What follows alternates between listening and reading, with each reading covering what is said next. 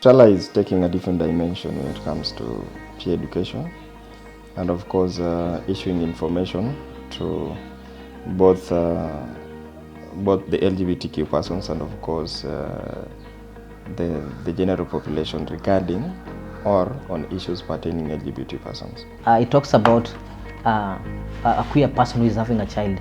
So also the world should know that despite somebody being a queer person, they can have a family, they can have kids. The community we are serving, I believe if one get to access this book, one will be in a position maybe to empower themselves with the information within the book and also realize that they are not alone within the community. This is a police officer, even before going deep into it. Then also if you look at this one, we're having different presentation. We're having healthcare workers. We're having even the members of the LGBT persons. So this is a very nice thing because each and every persons, it shows that these are the realist presentation of these people. There are kids, this one is now where queer people they're raising a child. There's a lot of questions around us, you're having mom and dad, and you're having only two moms. There's a good representation here. And also for all this, even the argument itself, there is that negative part of it, but at long last there is a positive part of it. It's just based on the five acquired factors, where there is emotions, there is stories based on the lived realities and experiences.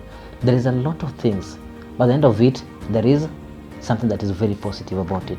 The community did not understand some of the terminologies used. Also, when I was going through this issue 5, I realized that when Talah was having a session with other I think they were participants in a boardroom or something, and then she was explaining, Talah, they were explaining issues to do with the terminologies used in sexuality, the sexual orientation, issues around intersex, issues around heterosexuals, bisexuals. So if the general population understands these terminologies, I think it's high time that they get to support the LGBTIQ. So if you look at from the definition of intersex person, human sexuality, gender identity, sexual orientation, it is well defined. It's very simple. For a long time, we've always branded the LGBTIQ as persons who are lazy and have no direction or focus.